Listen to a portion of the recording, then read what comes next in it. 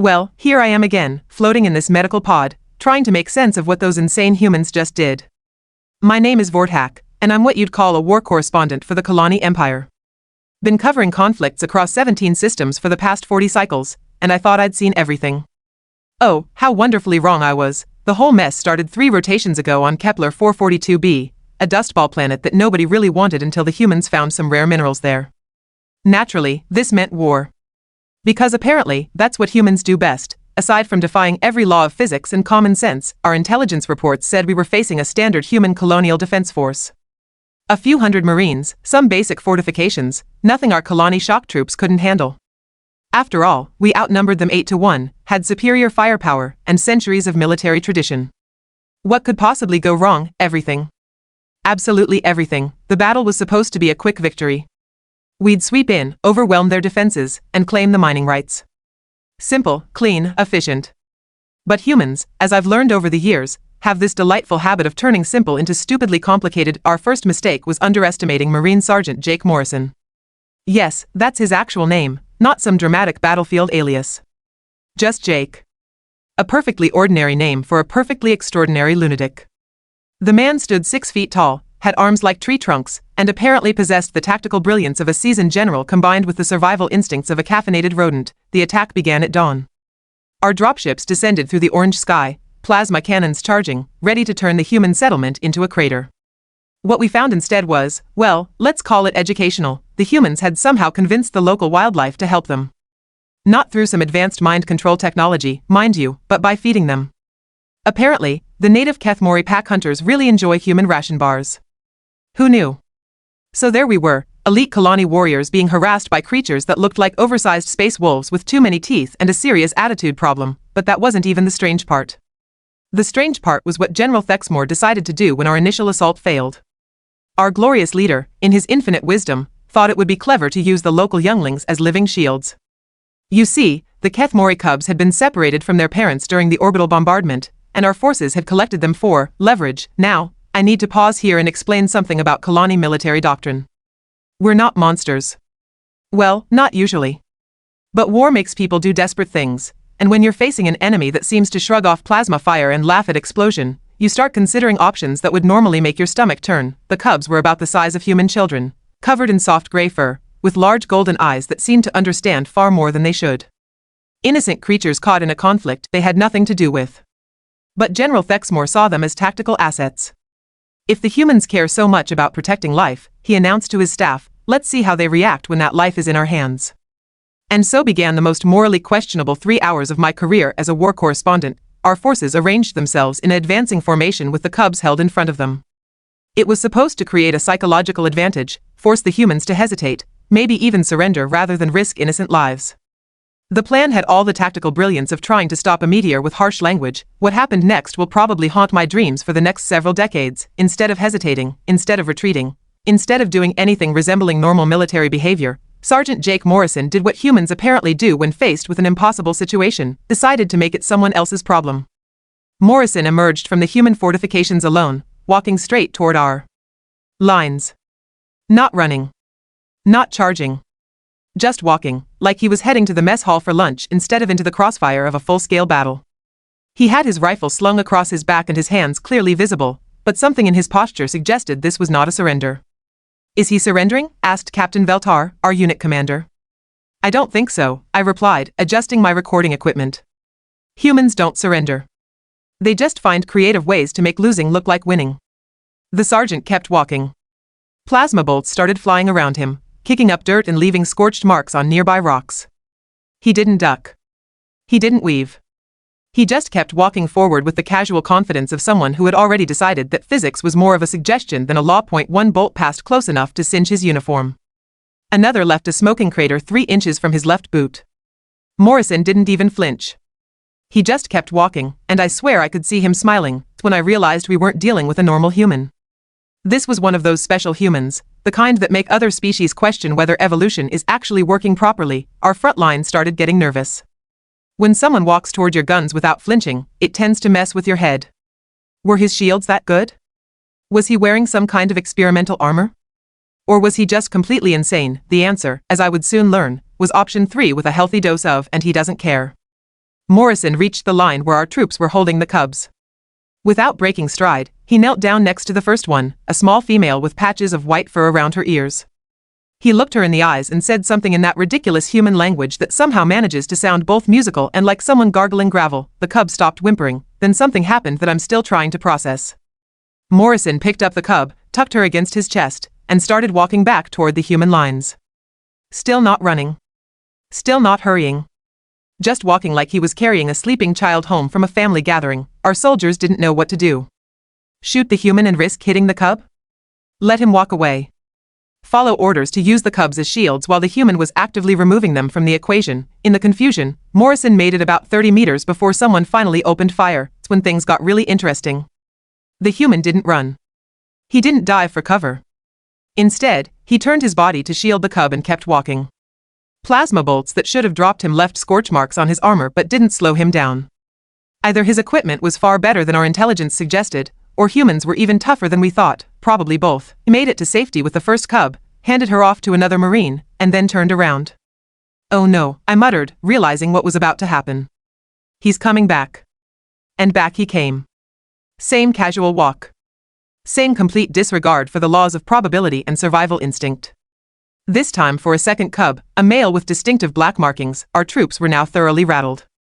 This human was either the luckiest being in the galaxy or operating under some kind of protective field that made plasma weapons about as dangerous as harsh language.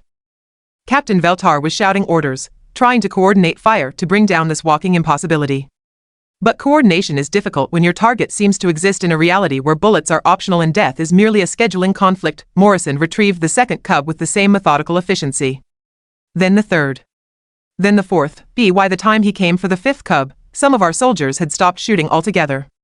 They were just watching in fascination as this human systematically dismantled our tactical advantage through the simple expedient of not dying when shot at. Sir, one of my recording technicians whispered, are we sure humans are the same species we've been fighting all this time? That was exactly what I was wondering. So there we were, watching this human perform what could only be described as the most polite invasion of a battlefield in military history. Sergeant Morrison had already rescued 5 cubs, and our tactical advantage was evaporating faster than water on a desert world. But here's where things got really weird. And trust me, when a Kalani war correspondent says something is weird, you should probably sit down. The remaining cubs started moving toward Morrison, not away from him. Toward him. These little creatures, who should have been terrified of the alien shooting gallery happening around them, began crawling and stumbling in his direction like he was some kind of furry magnet. What are they doing? Captain Veltar demanded, his voice cracking with the strain of watching his brilliant strategy collapse in real time. I think, I said, adjusting my recording equipment to capture this impossible scene, they're choosing sides. Morrison noticed too. Instead of continuing his methodical one-by-one rescue operation, he did something that made my 3 hearts skip several beats. He sat down. Right there in the middle of the battlefield, plasma bolts still flying overhead, and opened his arms. The cubs rushed to him like he was their long-lost parent. Now, I've covered 17 major conflicts, witnessed the fall of 3 governments, and once watched a Vrex demolition team accidentally blow up their own command ship. But nothing, and I mean nothing, had prepared me to watch a human marine become a living nursery in the middle of a firefight. Morrison gathered as many cubs as he could carry, which turned out to be 7 of the remaining 12. The little creatures clung to his armor, his backpack, anywhere they could find purchase. He looked like the galaxy's most heavily armed babysitter. Then he stood up and started walking again. This time, our soldiers didn't even try to shoot him. How do you fire at someone who's carrying 7 baby animals? What kind of military protocol covers this situation? I'm pretty sure they don't teach enemy using overwhelming cuteness as a tactical weapon at the academy. General Keth'mori's voice crackled over the comm system, furious and increasingly desperate. Take the shot. Take the shot. That's an order. But orders are one thing when you're dealing with enemy combatants. There's something else entirely when your target looks like he's running an impromptu daycare center. Morrison made it back to his lines, deposited his passengers, and immediately turned around for the remaining 5 cubs, when Captain Veltar finally snapped. Enough, he shouted, raising his own plasma rifle. I'll end this myself. He took careful aim at Morrison, who was now halfway to the remaining cubs. The shot was perfect, a direct hit that should have dropped the human instantly. Instead, Morrison stumbled, caught himself, and kept walking. What? Veltar stared at his weapon like it had betrayed him. That was a direct hit. Maybe try hitting him harder, suggested Corporal Mindar helpfully. Veltar fired again. Another perfect shot, another stumble, another continuation of that impossible walk. By now, Morrison's armor was smoking in several places, his uniform was singed, and he was definitely favoring his left leg. But he still wasn't down, and he still wasn't stopping. Is he wearing some kind of experimental armor? I asked, trying to make sense of what I was witnessing. Either that, replied my technician, or humans are significantly harder to kill than our briefings suggested. Morrison reached the remaining cubs and knelt down. This time, though, something was different. The little creatures didn't just come to him, they started making noise. Not distressed whimpering, but what sounded almost like purring. If Keth'mori cubs could purr, which according to our xenobiology reports, they couldn't, apparently, nobody had informed the cubs about this limitation. The sound grew louder as Morrison gathered them up. It was a deep, rhythmic humming that seemed to resonate through the ground itself. Our soldiers stopped shooting entirely, not because of any tactical consideration, but because the sound was strangely hypnotic. That's not normal, I muttered, recording everything. That's definitely not normal. Morrison stood up with the final 5 cubs and started his return walk. But this time, something had changed in our soldiers' behavior. They weren't just refusing to shoot, they were actively lowering their weapons. What are you doing? General Keth'mori's voice shrieked through the calm fire. Fire at will. But nobody was firing. The entire front line was just standing there, watching this human carry baby animals to safety while making some kind of interspecies music together. It's when I realized what was happening. The cubs weren't just making noise, they were communicating. And somehow, that communication was affecting our soldiers' aggressive instincts. Morrison reached safety again, handed off the cubs, and then did something that made me question everything I thought I knew about warfare. He walked back to our lines. Not to attack, not to negotiate, but apparently just to talk. He stopped about 10 meters from our front rank and called out in perfectly accented Kalani. That was fun, but I think we're done here. The silence that followed was so complete you could have heard a pin drop in vacuum. You speak Kalani, Captain Veltar said finally. I speak lots of languages, Morrison replied with that infuriating human casualness. Comes in handy when you're trying not to start unnecessary wars. Unnecessary? Veltar's voice rose several octaves. You're occupying our mining claim. Morrison shrugged, a gesture that somehow managed to be both dismissive and friendly at the same time. Your mining claim is built on a Keth'mori nursery ground. Those cubs you were using as shields? Their parents are going to be very unhappy about this. As if summoned by his words, the ground began to vibrate. At first, I thought it was artillery. Then I thought it was seismic activity. Then I saw the dust clouds on the horizon and realized it was something much worse. The adult Keth'mori were coming home. Oh, said Morrison, checking his watch with the casual air of someone noting the weather. Right on time. The thunder of approaching pack hunters grew louder. These weren't the relatively friendly creatures that had been helping the humans. These were full-grown Keth'mori in protective parent mode. Our intelligence files described them as roughly the size of armored vehicles, with teeth like plasma blades and attitudes that made hungry sharks look cuddly. General Keth'mori's panicked voice filled the calm channels. All units, prepare for immediate evacuation. This is not a drill. But Morrison just stood there, completely relaxed, as several dozen apex predators approached at high speed. You know, he said conversationally to Captain Veltar, you might want to consider retreating. The Keth'mori have very strong feelings about people who threaten their young. The first of the adult pack hunters crested a nearby hill, and I got my first close look at what we were dealing with. Imagine a bear crossed with a tank, given extra teeth and a serious grudge, and you're still not quite there. The creature spotted the cubs, now safely behind the human lines, and made a sound that was part roar, part shriek, and all fury. Retreat! Captain Veltar finally shouted. All units, fall back to the landing zone.